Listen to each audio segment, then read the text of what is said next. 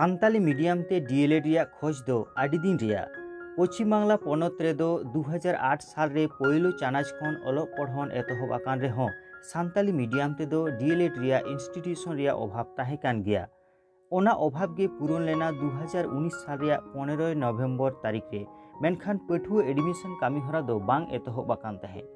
पारमेन 31 जुलाई 2020 West Bengal Board of Primary Education मिटांग notice तालाते सदर आकाना एकेन पश्चिम बांगला पनत रेन पठुआ कोगे जहां दो हायर सेकेंडरी आर बांग ओना तुलुज रिया डिग्री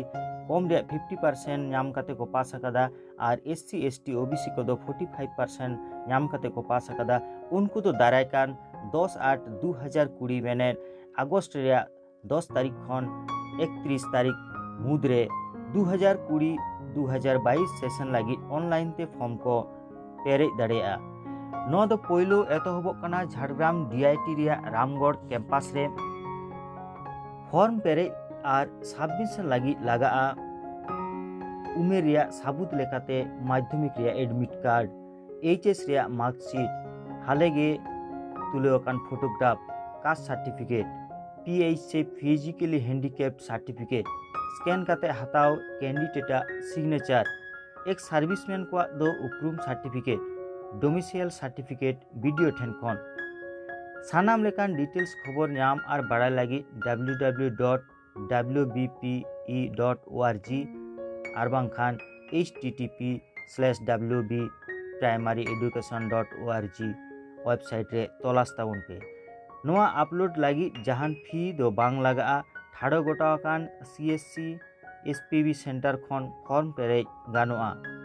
हेल्पलाइन नम्बर दो 03323379313 8902081201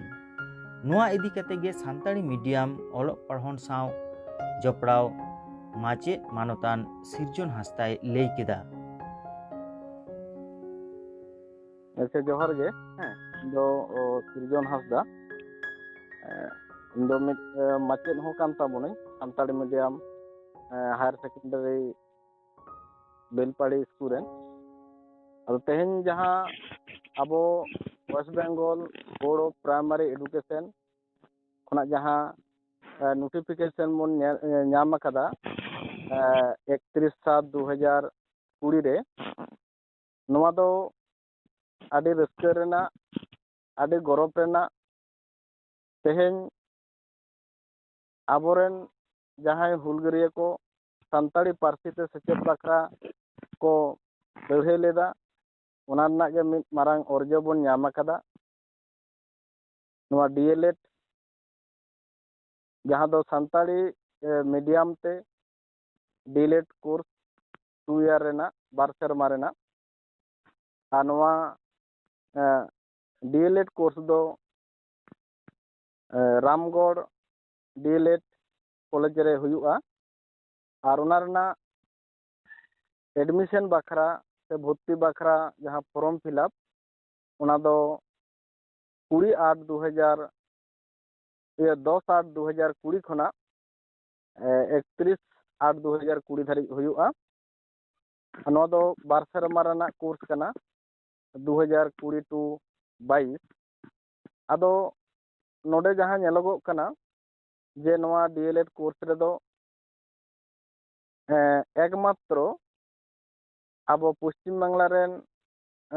बासिंदा गे से स्थायी जहां गिराबासी कते मेना को नुकु गे नोआ डीएलएड को कॉलेज रे दो को भर्ती दाड़िया ओना साउते नोडे अब बन नेलदा जे नोआ दो एनसीटी अनुमोदन प्राप्त साउते West Bengal Board of Primary Education नोआ परिचालनाते हुयुग कना आदो सारीगे मिटांग गौरव रेना से रस्कर रेना कथा कना तेहन धरती जाकात रे एटा एटा पनत एटा एटा दिसम खना हो तेहन पश्चिम बांगला सरकार पाहटा से खना जहां सान्ताड़ी मीडियम लेकाते जहां लाहांती एहब कना और ओना अर्ज दो अब चालावेन 15/11/2019 रेगे मिटांग गवर्नमेंट पाहटा से खोना मिटांग ऑर्डर बन नाम अकादा जे दारायकान सेशन खोना सानताड़ी मीडियम ते डीएलएड कोर्स होयोआ जहां दो निया शर्मा जहां दो सेशन दो 2020 और 22 सारेगे नोआ दो सानताड़ी मीडियम गिद्रा सुमुंग दो बांग तेन दो आबो जहां को सानताड़ी पार्टी इदी कते बन दीर्घदिन बन लड़ाई लेदा नोआ नागे मिद मारांग अर्जो कना और नोआ अर्जो दो तेहेना दिन रे गौरव बुझे कना नोआ दो गुरु गोमके जहां कुकमु गुरु गोमके जहां ले लेदा जे ऑलचिकी मिद दिन हुलो हारा बुरुक गया तेहे नोडेना नोटिफिकेशन को नेला कना जे जहां मीडियम ते जहां हिंदी उर्दू नेपाली सानताली मीडियम रेन गिद्रा हो अप्लाई दाड़े मेनखान नोडे आया ऑलचिकी स्क्रिप्ट ते जुदी ओना बांग तहेना ताला तायम दाराम ते ओना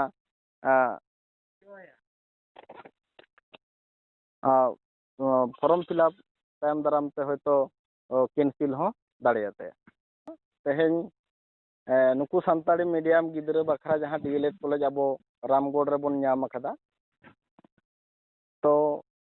सानाम गिद्रा दो अब डीएलएड कॉलेज रे हां बांको भर्ती दाड़े चेदा से ओंडेना राखा दो सीट दो 50 टी कना तो आरो अबोरेन अथाम गिद्रा सानताड़ी मीडियम तेगे नेलगो कना 124 नोआ पिया जिला रे मेना को ओना साउते फर्स्ट लैंग्वेज सानताली ते जहां को पास कदा नोंकान हो गिद्रा मेना को ताबना आदो नुकु मीडियम गिद्रा ओका ओका कॉलेज रे को पढ़ाआ नितो धारित ते अब नोआ पिया जिला रे कोनो सानताड़ी मीडियम कॉलेज आरी बन नामा ओना बखराते सानाम सानताड़ी पार्सी दुलड़िया सानाम गावता कोठेन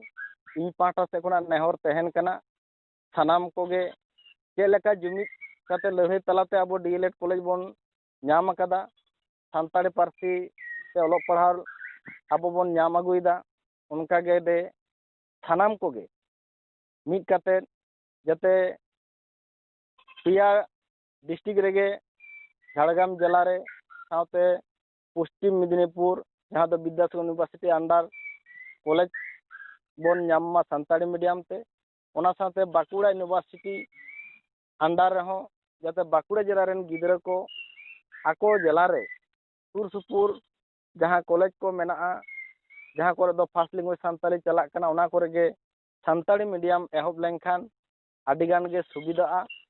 इन पाटा से खोना मेटांग नेहर तहन कना सानाम पश्चिम बांगला पनत रेन सानताड़ी पार्सी दुलड़िया गाखुड़ान को से पार्सी दुलड़िया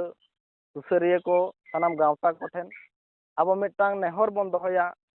जे गुरु गोमके nyutuman कॉलेज पश्चिम बांगला पनत रे मिटांग गे मेना ओना दो बाकुड़ा जिला रना पी मोड़ रे पंडित रघुनाथ मुर्मू उनहेड़ विद्यागार जहां दो पहले सानताड़ी फर्स्ट लैंग्वेज पास ओना एहब लेना साउते एमए होंडे एहब लेना तो ओना लेकाते इन्या मेन दो बाकुड़ा जिला रहो पंडित रघुनाथ मुर्मू उनहेड़ विद्यागार रे नोवाना डिग्री कोर्स दो निया शर्मा खना गे कान तो दरकार कना ओना साउते जहां जहां कॉलेज को अबोरेन आयमा संगठन पाहटा से खुना सेमलेट पारगना महल साउते West Bengal Forum for Save the Right to Santali Education पाहटा से खुना से अनलिया गावता पाहटा खुना से आयमा एटा गाते गावता पाहटा से खुना जहां कॉलेज को ना डिमांड को दोहो कदा ओना कॉलेज रेना डिग्री कोर्स जाते सानताड़ी मीडियम ते अबोरेन गिद्रा को भर्ती दाड़े मा ओना ना अबो आंदोलन तलाते ओना कॉलेज ना बन व्यवस्था होचो को ओना साउते उनको गिद्रा को जाते यथात अक्तो रे पतब को नाम मा और सानताड़ी मीडियम गिद्रा लगी जाते माचेन हो सरकार बहाल कोमा नोआ लगी ते सानाम कोगे